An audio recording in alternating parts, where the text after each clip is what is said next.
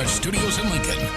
1011 News at 10 starts now. At times, the water appears to just take over, and with many still needing to commute tomorrow morning, some just wonder if they can even make it to work. As the water inches higher, some can no longer take the risk of staying at home. Others choose to wait it out.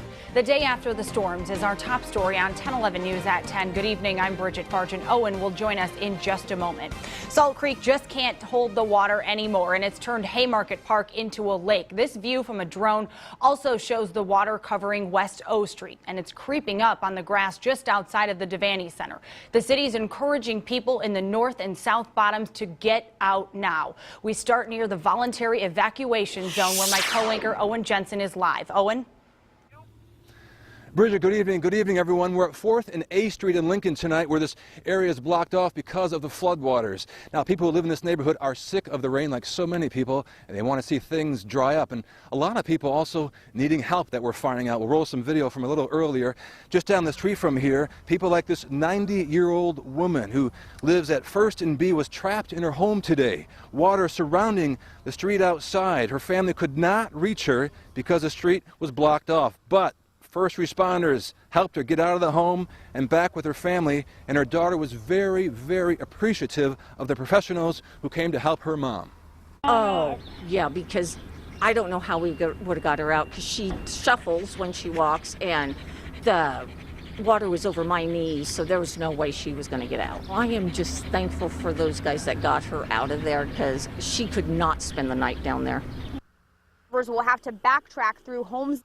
The rainfall totals across the area have been tremendous. In Lincoln, Ken Shimmick told me just a little earlier before I came out here tonight, rainfall totals in the hardest hit area of the capital city, 7.5 inches. And that's why you see scenes playing out like the one we just showed you with a 90-year-old woman.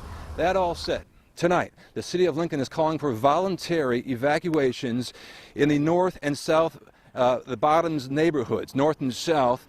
And the Salt Creek, their concern is the Salt Creek is so very high and they're not sure what's going to happen yet. Added to that, sewage treatment is now being discharged into the Salt Creek. So they're very worried. They want people to stay out of there, that's for sure. It affects the area near Salt Creek running from Cornhusker Highway to West Van Dorn Street, 8th to Folsom Street, again, the north and south bottoms neighborhoods. And I'm joined now by 1011 News reporter Josh Kellen. Josh, you've been out here all day, and what are people who live in this area talking about tonight? Well, Owen, on one side of this overpass, you have several feet of water, and on the other side of it, just about 100 feet away, you've got homes. Now, a lot of the people I spoke to who live in this evacuation zone say that they're probably just going to stay home because they don't really have another option.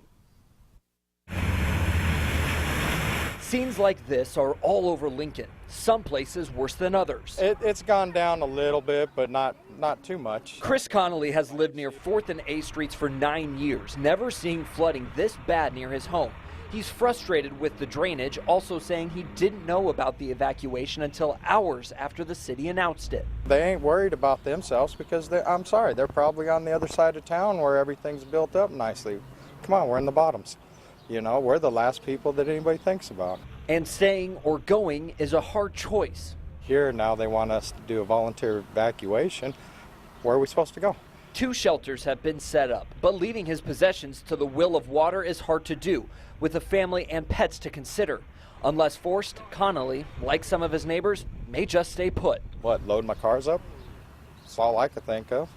Put everything on the top floor and hope that nothing happens. And you know what happens when you evacuate, then you get all these people that go around, hey, look, these houses are empty, let's see what we can get. An update now for people who are wishing to leave. They can go to the F Street Recreation Center, and that's at 1225 F Street. And if they need medical attention or if they have an animal, they're asked to go there as well, as the Capital Humane Society will be taking care of those pets. All right, thank you very much, Josh. And by the way, we're keeping a very close eye on the skies because if it rains more, if things get worse, if the Salt Creek floods over its banks, they will have a mandatory evacuation in this area, but we'll keep you up to date on that. Right now, it's just precautionary.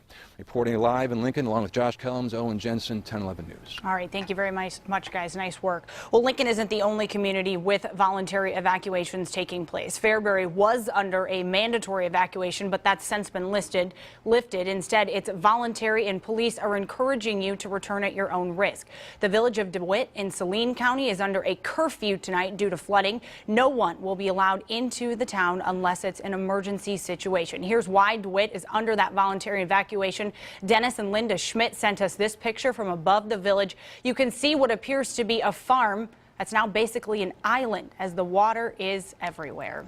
Well, the flooding from the Turkey Creek is causing all the problems for the village of DeWitt. 1011's Kristen Bauer made a trip today to the community and shows us what people are dealing with. Here's a look at Highway 103 from Wilbur to DeWitt. Water flooding across the roadway. The only vehicles able to cross are farm equipment like this one. Inside the village, we're told many people are confined to their homes, like Kathy, who we spoke to over the phone earlier today. The water is probably about waist high, and it's still going at a pretty good speed down my street. That's why a temporary shelter has been set up at Tri-County schools. There has been a voluntary evacuation for the city, but the American Red Cross and the Nebraska National Guard have responded. So we're going to start the plans of preparing for a shelter in this area. Eastern Nebraska's Red Cross Executive Director Lauren Canas says the shelter is open to anyone who lives in DeWitt. We check them in, we process them, and that allows us to know who's coming in and out. And then they're here throughout the night, and we'll keep it open as long as we need to. Although the floodwaters are slowly receding, Highway 103 was still closed into the evening hours. The situation will be assessed again tomorrow morning. Reporting in DeWitt, Kristen Bauer, 1011 News. Now, the National Guard was coming by and checking on people in DeWitt, giving rides in their vehicle in case people did need to be evacuated. As for when or if we will see more rain, here's Ken with the first look at your forecast. Hi, Ken. Bridget, we're going to take folks right to Storm Tracker radar. We do have a few showers that continue right along and just south of the Nebraska-Kansas border. But as that precipitation continues to lift north, it's working its way into a more stable, cooler environment. So we certainly will see weakening precipitation, maybe a few light showers, but really nothing more than that expected over south central and southeastern Nebraska. And again, most areas will probably stay dry through the overnight, and that's certainly some good news. As far as temperatures are concerned, behind a cold front now, temperatures have really cooled back. We're looking at readings in the upper 40s to the lower 60s. 63 in Lincoln, one of the warmer spots on the map. It's 57 in Grand Island, but down to 49 in Thedford, in Ainsworth, and in O'Neill at the top of the hour. We also have a northwest wind in most locations. That northwest wind is blowing anywhere from around 8 to 18 miles an hour, so a bit breezy out there. Satellite radar indicating a few showers again along that Nebraska-Kansas border, but according to Skycast, overnight tonight into early tomorrow morning, besides a passing light shower or two, most areas stay dry. We start Friday partly to mostly cloudy, and on the cool side, early morning temperatures on Friday running the range from the low 40s to the low 50s. We'll have complete forecast details, including our next couple of chances at some strong to severe thunderstorms in the complete forecast in just a few. All right, thank you, Ken. Major roads around Beatrice are closed tonight after flooding from the Big Blue River. That includes Highway 136 and Highway 77 that connects Beatrice to Lincoln. That's where we find 1011's Taylor Barth live with more on what you can expect for tomorrow's commute. Taylor? Bridget, Highway 77 is open here near Princeton, but if you head further south toward Beatrice, that is not the case. Water is still flooding roadways, making it difficult for people to get in and out of town. I spoke with Captain Lampkin with the Beatrice Police Department tonight. He tells me Highway 77 is closed to traffic on the south side of town, and Highway 136 is blocked off on the west side of town. In order to go to or from Beatrice, this means drivers will have to backtrack through Holmesville, making the commute an extra half hour longer than normal. The captain tells me the Big Blue River is overflowing and is expected to crest tonight. He says roads will likely remain flooded for 2 to 3 days, making travel dangerous as the water is moving rapidly. What we want to tell people is to respect the barricades. The barricades are placed there for your safety, and don't place police officers or fire personnel in a dangerous situation where we have to try to rescue someone that did not respect the barricades. Beatrice Public Schools have canceled classes for tomorrow, and the National Guard is on standby to get people across town in the event of an emergency. And the police department also has crews staged throughout different parts of town to keep people off the roads and allow them to get to people as needed. And again, the roads will remain flooded tomorrow morning, and police do urge you to give yourself extra time for your morning commute as well as respect barriers. Reporting live from Princeton, Taylor Barth, 1011 News. We should also also note, thank you very much, Taylor, that Highway 77 at and south of Highway 33 is also closed tonight, according to Nebraska State Patrol. Meanwhile, in Lincoln, the city says its plan to reduce the risk of heavy flooding is working. Despite flooding across parts of town, they say things would have been a lot worse 10 years ago. City and county engineers say the lack of downtown flooding is in part due to the completion of the Antelope Valley project. And across town at Haymarket Park, the field collected several inches of water, but in the past it would have all flowed downtown. Just like the city, homeowners are still working to clean up flooding in their homes. Some we talked to today estimate their damage to their basement will be in the thousands of dollars. It's not just the furniture and other items lost. It's fixing drywall and replacing carpet. But those things may have to wait a while. Restoration companies have very long wait lists, with dozens of people in and around Lincoln all needing help drying out. Well, still to come on 10/11 News at 10, we'll take you to Roseland and Hardy as the governor toured the skies and saw the trail of damage for himself. His reaction coming up in about 15 minutes on 10/11 News at 10.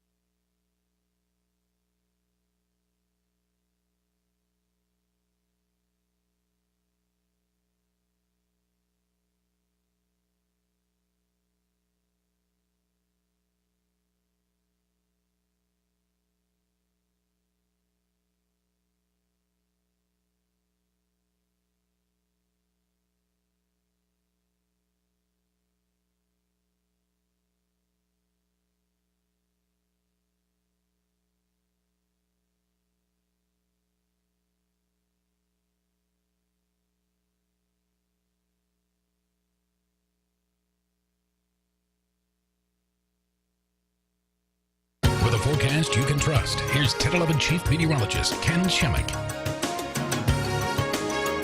Storm tracker radar continues to indicate a few light showers right along and just south of that Nebraska-Kansas line. Some of that moisture will continue to try to lift north, but as we mentioned during first look, atmosphere across south central, southeastern Nebraska much more stable tonight than it was last night, so any kind of precipitation that does make it into south central or southeastern Nebraska should be very light, and it should be short-lived. So that's certainly some good news there for a lot of the folks that had to put up with the flooding rains over the past 24 hours. Still have at least a marginal chance for an isolated stronger storm in the extreme southeastern corner of the state, but really things have been fairly quiet over the last hour or two. Tomorrow I think we get a pretty quiet day, certainly a chance for some scattered showers, maybe an isolated thunderstorm, but nothing widespread, and certainly nothing severe. As you can see, the severe weather risk for tomorrow is all well south of here. It looks like late Saturday into Saturday night will be our next best chance for some strong to severe thunderstorms that may produce some additional heavy rains, and unfortunately a severe weather risk is going to continue into Sunday as well for a good chunk of 10/11 country. So keep us tuned in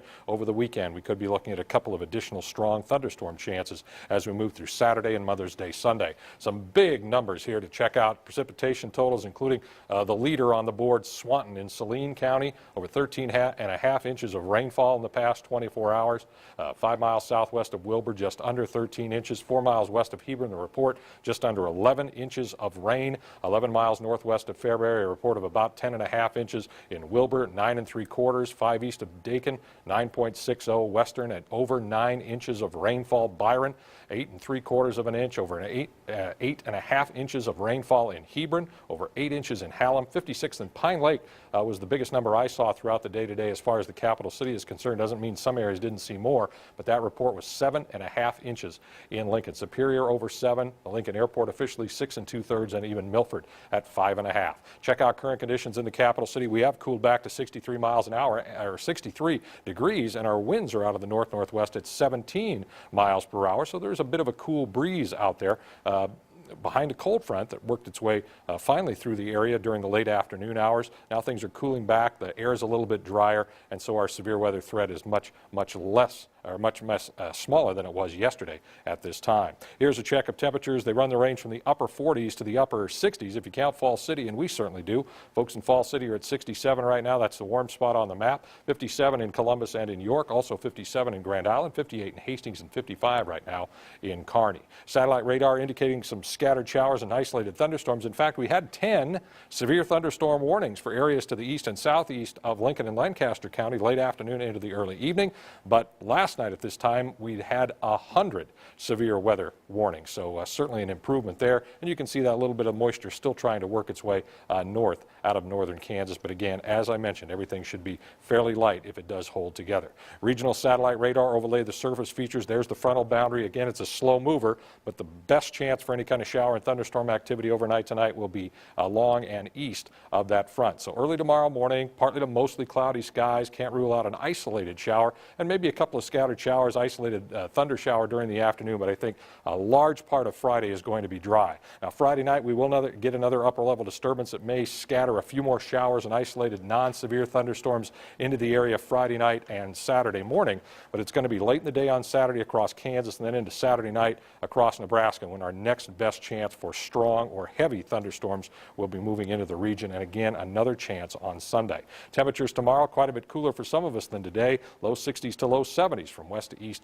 across 10-11 country. At midnight tonight we're looking at 61 degrees in Lincoln with a small chance for an isolated shower. Northwest winds at 5 to 15 miles an hour. 7 a.m. we'll up the rain chance to about 30%, but again it would be widely scattered and fairly light. 52 degrees in Lincoln at 7 a.m. so a cooler start than we've had the past several mornings. At 3 o'clock still a 30% chance for a shower, isolated thunderstorm. Northeast winds at 5 to 15. We hit 68 degrees at 3 o'clock. 70s on Saturday. We will keep an eye on the possibility for some strong to severe storms Saturday night, Bridget, and then once again the possibility will be there Sunday afternoon into Sunday night. A cooler start next week, but still some unsettled weather in the offing off and on over the next 7 days. After those rain totals you showed us earlier, I don't think we can need any more rain. I think we're good for a few more days or weeks. Or 6 months, because that's about, in some locations, literally they got half a year's worth of rain. When you're talking about 10, 12, 13 inches of rain in a 24-hour period, in a lot of places that's almost 6 months worth of precipitation. So it was devastating in some areas. We need a lot of dry time.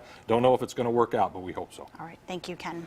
Well, multiple area soccer teams earn a berth in the state tournament. District highlights are coming up. Plus, the Nebraska baseball team is looking into other venues for this weekend's series against Purdue. Kevin tells us the possible destinations and is Haymarket Park out of the mix? Those details are next.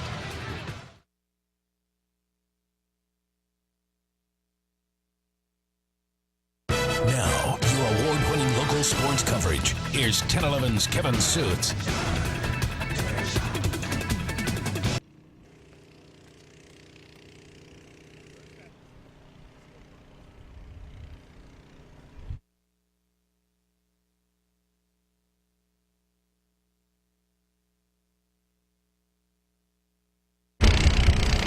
Darren Erstad looked out at a flooded Haymarket Park on Thursday, not knowing where his team would be playing this weekend. I'm not giving up hope yet that Saturday's out of the question, but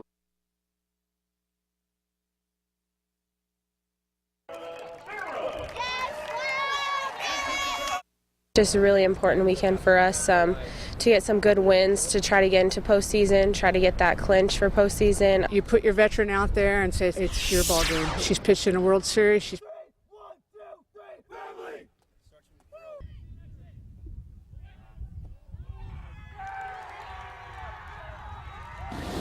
Did you guys have a lead that happened late? Did I hear you?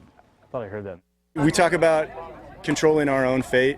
and that's a big part of what we did today. You know, we have things in our own hands, and we can control. How do you guys handle this? Because it seems like most of the work that was. Feels really good.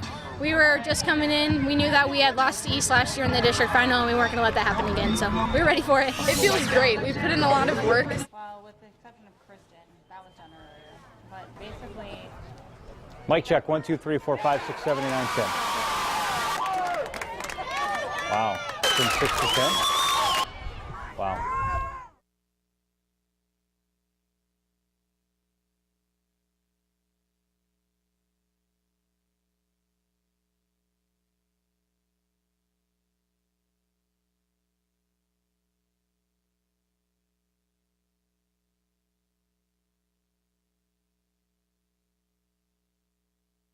Now, your award-winning local sports coverage. Here's 1011's Kevin Suits. Typically, fans flood Haymarket Park. Today, an actual flood in the 4-inch deep waters may prevent Husker Nation from filling the seats this weekend. Nebraska is scheduled to play its final 3 home games over the next 4 days, but an overnight storm and a maxed-out drainage system could move the series elsewhere.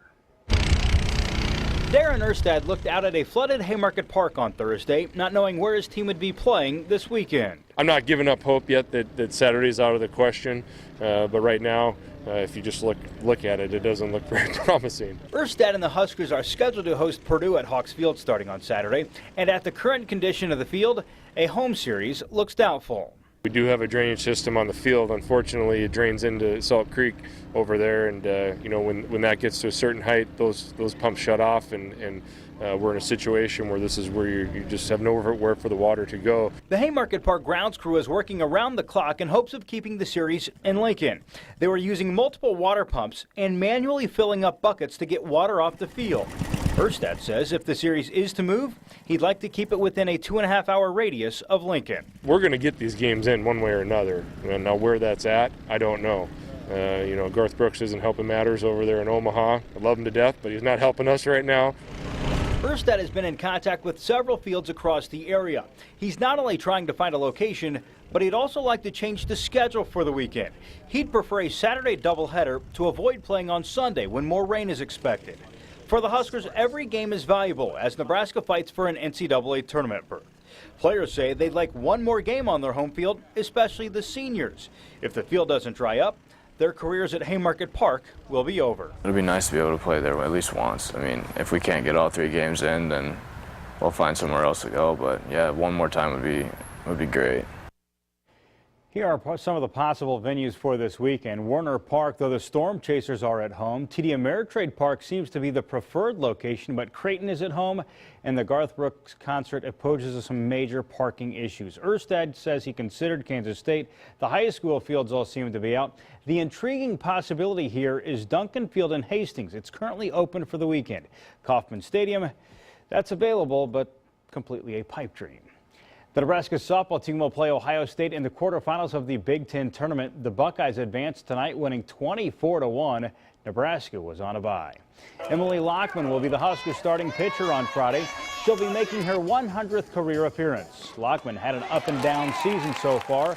She lost her starting job in April, but she's reemerged as the ace. The junior pitcher has a 1.84 ERA over Nebraska's last 15 games. Just a really important weekend for us to get some good wins to try to get into postseason, try to get that clinch for postseason. You put your veteran out there and say it's your ball game. She's pitched in a World Series, she's pitched in Super Regionals, she won a Super Regional against Oregon on their home turf. She's an experienced pitcher. Lockman earned all Big Ten honors earlier this week. Friday's contest starts at 5:30 on BTN. High school soccer today. District final between Lincoln Southwest and Columbus. The game actually started yesterday, but was suspended due to weather. Columbus went up 1-0 when Miguel Barrios Perez found the back of the net. Southwest, the defending champs, looking to get back at state. They could maybe get in with a wild card. Instead, they like to win and guarantee their spot. Scott Jones had the corner kick, and the header went in 1-1. Just 3 minutes left in regulation, locked up. It's Jones on the corner kick again. Isaac Armstrong with the lollipop header. That's the game winner. Southwest wins it, and they earn an automatic berth into the state field. We talk about controlling our own fate. And that's a big part of what we did today. You know, we have things in our own hands and we can control that, and we were able to do that today. The Lincoln Southeast girls, the only unbeaten team left in Class A. In the second half, LSC up 1-0. The Knights with the free kick. Tori Weber tries to sneak it near the post, but Sarah Scholl is there for the Spartans for the save. 1 goal is all it took. Southeast wins it 1-0. The Knights remain unbeaten and they're headed to state. Feels really good.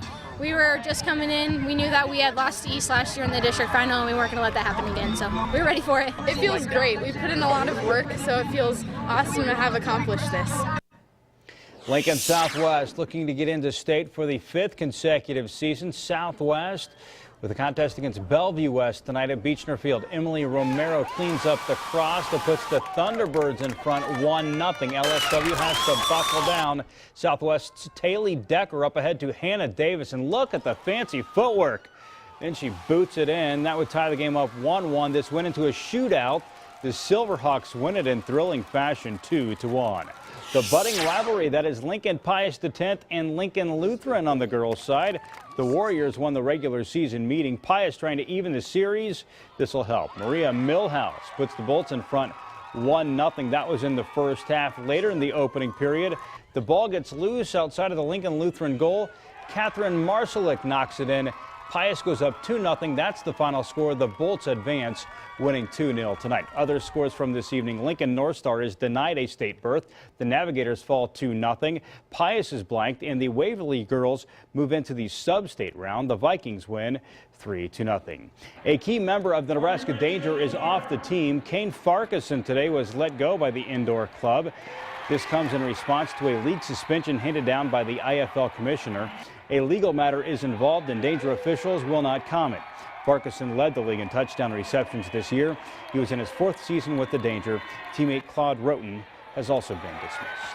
Congratulations to all the girls and the guys teams who are heading to state for soccer. State soccer begins next Wednesday. However, there is sub-state for Class B. That'll be on Saturday. All right. Thank you very much, Kevin. Well, after the break, reaction from Governor Pete Ricketts as he takes to the air to see the damage from last night's storms.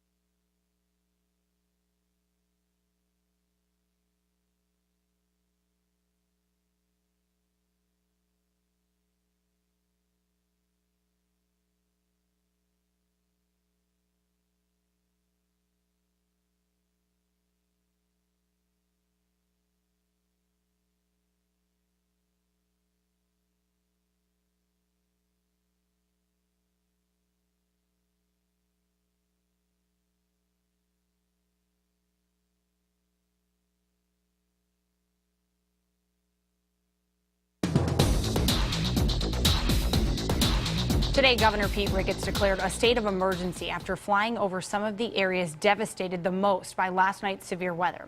Last night was the governor's first major storm while in office, and he says he's definitely relieved no one was hurt. The governor and the Nebraska State Patrol flew over Hebron, Deschler, and Roseland. Crews worked to restore power to all of those areas today. The governor says he was able to see the tornado's destructive path while flying over the area. It started south of town and started moving in a northeasterly direction, and so we saw a house that had been damaged outside of town, and then moving into town we saw a few buildings that have been damaged there as well. Now, the Nebraska Emergency Management Agency is currently working with other state agencies to provide help to all of these areas. As of right now, the governor isn't sure if any crops were damaged in the storm, but that is something that will be monitored as cleanup continues. And here was the governor's view on board a Nebraska State Patrol helicopter for the flyover of the storm damage. In Roseland, where an EF1 tornado with 110-mile-an-hour winds damaged 10 to 15 homes. Another tornado touched down between Hardy and Ruskin, and a third was reported near Chester. And a 5-year-old boy who triggered an Amber Alert earlier today is still missing. Police say Jose Ramirez Moreno was abducted from Omaha and is believed to be in danger. His 11-month-old brother was found alive in a dumpster near a suburban Omaha apartment complex last night. Federal authorities have now interviewed the two boys' father. Investigators also say they think a woman's body found a little before 8 o'clock last night is the boy's mother, 45-year-old Jesus I. Moreno. Police found the Jeep that they were looking for, but there's no sign of the 5-year-old boy. And we'll update your forecast next.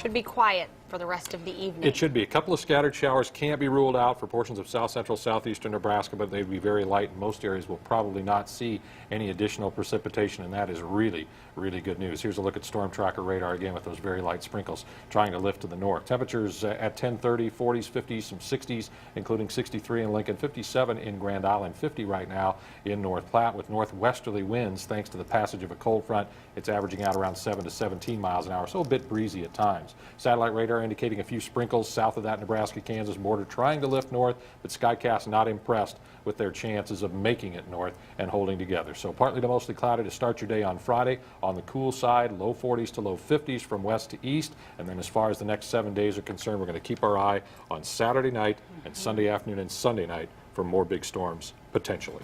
We hope not, but we know you'll keep us informed if that happens. We will. Thanks for watching 10/11 News at 10. Have a great night.